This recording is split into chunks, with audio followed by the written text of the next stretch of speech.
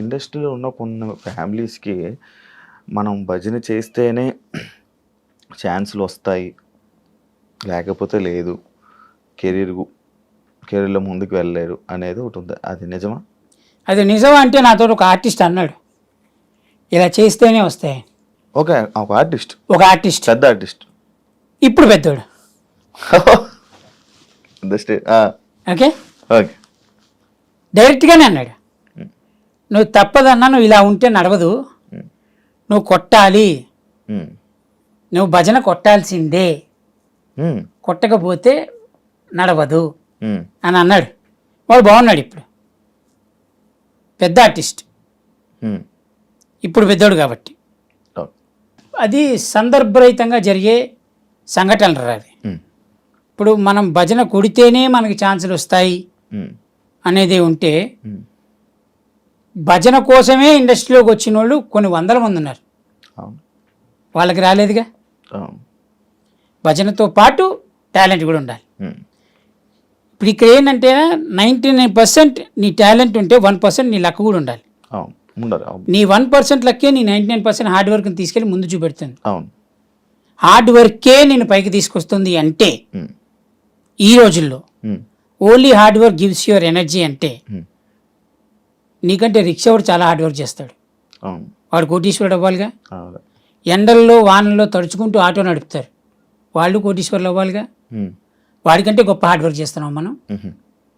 Junior artist నీకంటే కుక్క ఎంత పాపం, ఎట్లా అంటే వాడు తినని తిట్లంటూ ఉండదురా. ఏ బొక్క, నాకు ఇచ్చే డబ్బులకి నేను ఒక కారు, నాకు అసిస్టెంటు, నేను వెళ్తే ఓ నలుగురు రెస్పెక్ట్ ఇచ్చి నాకు టీచ్, నాకే ఇంత బలుపు ఉంటే నాకంటే కొన్ని వందల సినిమాలో సీనియర్ మోస్ట్ జూనియర్ ఆర్టిస్ట్ ఉంటాడు, వాడికి ఎంత తెలిసి ఉండాలి, ఎంతమంది డైరెక్టర్ల గురించి తెలిసి ఉండాలి. మరి వాళ్ళకి రాలేదే, వాళ్ళు ఇంకా బాగుండాలి కదా నాకంటే.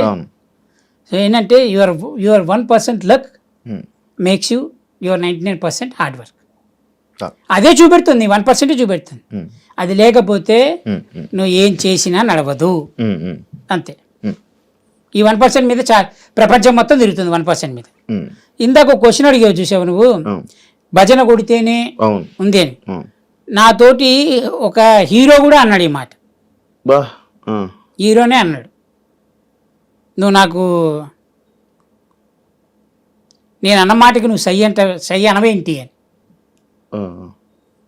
ఏం చెప్తారు సై అనవేంటి అంటే? అంటే నీకు ఒక రెస్పెక్ట్ లేదు, నీకు సెల్ఫ్ రెస్పెక్ట్ అనేది లేదు.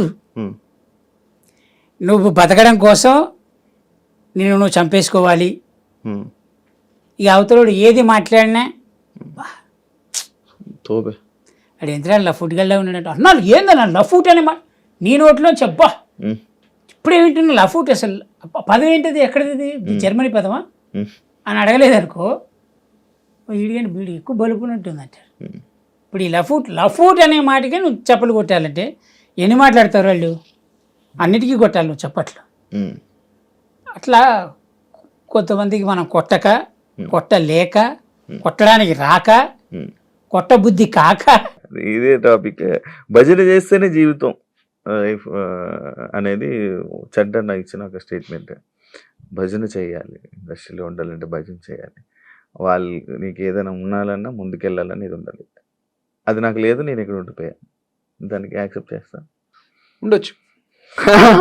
That's what I'm saying. నాకు తెలుసు భజన చేయాలి, మస్కా కొట్టాలి, ఇవన్నీ ఉన్నా కూడా నేను చేయలేను, ఎందుకంటే నాకు రాదు. అది ఆర్టిఫిషియల్గా తెలిసిపోతుంది శివ. ఇప్పుడు మన దగ్గరకు ఒకడు వచ్చి, అన్నా నువ్వు అస్సలు తోపన్నా, నీ కామెడీ అద్దరిపోద్దన్నా, పడిపడి నవ్వుతా అంటే నాకు తెలుసు, అరే నా స్టాండర్డ్ ఏంటో నాకు తెలుసు, నువ్వు చెప్పేది పేకుతున్నావని నాకు తెలుసు. సో అర్థమైపోతుంది వీడు మస్కా కొడుతున్నాడు. ఆ మస్కా కూడా ఏంటి, కొంతవరకు రియలిస్టిక్గా ఉంటే ఓకే, అన్నా నీ బాడీ చూస్తే జిమ్ బాడీ, ఇక్కడ అర్థమైపోతుంది. ఇది ఎగ్జాజరేట్ చేసి చెప్తారు చూసారా, మనకు అర్థమైపోతుంది వీడు కొంచెం ఆర్టిఫిషియల్ క్యాండిడేట్, వీడితో దూరం ఉండాలి. సో ఇదే థింగ్ మనం అవతలతో చేయొద్దు. ఇప్పుడు ఒక హీరో సినిమా ఫ్లాప్ అయింది అనుకుందాం, ఉమ్, మనం వెళ్ళి అద్దరిపోయింది సార్ సినిమా అద్దరిపోయింది అన్నా, అసలు నువ్వు నెక్స్ట్ అది ఇది అని చెప్తే వాళ్ళకి తెలియదు ఆ సినిమా పోయింది వీడు ఏదో పేక్తున్నాడు అని. ఉమ్, ఉమ్, అప్పుడు ఏంటి మన గురించి మన జెన్యూనిటీ గురించి వాళ్ళకు ఒక డౌట్ క్రియేట్ అవుతుంది, ఉమ్, ఎందుకు అది చేయడం. ఉమ్, అట్లాంటి విషయాల్లో నేను చెప్పకుండా ఉండడం ప్రిఫర్ చేస్తా. ఉమ్, అబద్ధం చెప్పి వాళ్ళని కన్విన్స్ చేసి మోసం చేయడం కంటే um, I rather keep quiet. Hmm. నిజంగా బాగుండి నిజంగా ఎక్స్ట్రాడినరీ అనిపించినప్పుడు వెళ్ళి చెప్తా. ఉమ్. అది మస్కా కదా, అలా వాళ్ళకి కూడా తెలుస్తుంది జెన్యున్. అవును అవును అవును. అనే ఒకప్పుడు జబర్దస్త్ ఎలా ఉండేది, ఇప్పుడు ఎలా ఉంటుంది, రాను రాను ఒక బూత్ షో అని చెప్పి కామెంట్స్, రాను రాను కామెడీ తగ్గిపోయింది, డబుల్ మీనింగ్ వర్డ్స్ ఎక్కువైపోతున్నాయి అనే దానిపై నువ్వేమైనా చెప్పాలనుకుంటున్నా? యాక్చువల్గా బూత్ షో అనే పేరు ఫస్ట్ నుంచి ఉంది మాకు. Hmm. అది ఎలా చెప్పాలి, ఇప్పుడు నేను ఒక స్కిట్ చేశాను. Hmm. నేను ఒక ఎంఎస్సి ఎలక్ట్రానిక్స్ బ్యాక్గ్రౌండ్ పీజీ స్టూడెంట్ని, Hmm. సాఫ్ట్వేర్ బ్యాక్గ్రౌండ్ నుంచి వచ్చి Hmm. జనాలు ఎంజాయ్ చేస్తున్నారు ఇదే ప్యాటర్న్ ఏమో అనుకునే ఒక అపోహతో ఒక స్కిట్ చేసా, దానికి బండబూతులు పడ్డాయి నాకు తిట్లు. Hmm. అరే ఇది కాదా, ఓకే ఐ రియలైజ్డ్ ఉమ్, ఉమ్, చేయొద్దు ఇలా Hmm. అని చెప్పి. కానీ Hmm. వర్స్ట్ థింగ్ ఏంటంటే శివ, ఇప్పుడు అదే క్లిప్ ఏదైతే ఉంటుందో Hmm. అది వైరల్ ఉంది, ఇంకా అవును 10 సంవత్సరాలకి అవును, కూడా అవును. అదే క్లిప్ వైరల్ ఉంది. వైరల్. నేను సోషల్ రెస్పాన్సిబిలిటీ ఉంది మనకు కూడా, మనం చేయాలి, మంచి విషయాలు చెప్పాలి జనాలకి, మెసేజ్ చెప్పొచ్చు దీని ద్వారా అని చెప్పి చెట్ల గురించి, చెట్లు నాటాలనే విషయం, నీళ్లు సేవ్ చేయాలనే విషయం కావచ్చు, ఇలాంటి చాలా విషయాలు చెప్పాను. Hmm. తడి చెత్త పొడి చెత్త ఈ సెపరేషన్ అవును. గురించి చాలా మందికి తెలియదు. ఈ స్కిట్స్ లో భాగంగా చెప్తే ఏమైనా ఇన్ఫర్మేషన్ వస్తుందేమో, అసలు ఎవడు పట్టించుకోలేడు దాని గురించి. సో బూత్ షో అని అన్నారు, Hmm. అవి జరిగినాయి. కానీ ఉమ్, ఉమ్, చాలా మంది ఏంటంటే వచ్చి మేము బాగా ఎంజాయ్ చేస్తామండి ఇలాంటి స్కిట్స్ అని కూడా చెప్పిన వాళ్ళు ఉన్నారు. ఉమ్, ఉమ్, సరే అప్పటికి ఇప్పటికీ మారింది, రాను రాను ఇంకా వర్స్ట్ అవుతుంది అంటే మేబీ ఆడియన్స్ పర్స్పెక్టివ్ కూడా మారుతుంది. Hmm. ఒక డికేడ్ 10 years అవుతుంది కదా జబర్దస్త్ అవును, స్టార్ట్ అయ్యి. సో అప్పుడున్న ఆడియన్స్ ఇప్పుడున్న ఆడియన్స్ కి జనరేషన్ మారేసరికి ఉమ్, ఉమ్, ఆ తేడా వల్ల మేబీ అలా అనిపిస్తుందేమో. ఉమ్, ఉమ్, బట్ ఎక్స్ట్రీమ్ వెళ్ళిపోయి చేస్తున్నవైతే ఏం లేవు, ఆల్రెడీ ఫస్ట్ నుంచి ఉన్నవే ఇప్పుడు చేస్తున్నారు. ఉమ్, ఉమ్, ఇప్పుడున్న వాళ్ళు కూడా మా టీమ్స్లలో ఉన్న వాళ్ళు ఇప్పుడు టీమ్ లీడర్స్ అయ్యారు. ఉమ్, ఉమ్. అంతే తప్ప మరీ బండబూతులకు వెళ్ళిపోయి Hmm. వల్గర్గా చేస్తున్నా ఉంటే ఉండొచ్చు, నేను చూడలేదు చాలా రోజులు. చూడవన్నా? ఈ చూస్తా. మధ్య కాలంలో చూడట్లేదు, నేను చూడట్లేదు. వెబ్ సిరీస్ డైరెక్షన్ లో ఉన్నప్పుడు ఇంకా నాకు టైం సరిపోవట్లేదు. ప్రోమోస్ వరకు చూస్తున్నాను కానీ అక్కడికి వెళ్ళి చూసే టైం దొరకట్లేదు. ఉమ్. కాకపోతే ఇంకొక విషయం శివ, ఇప్పుడు కొన్ని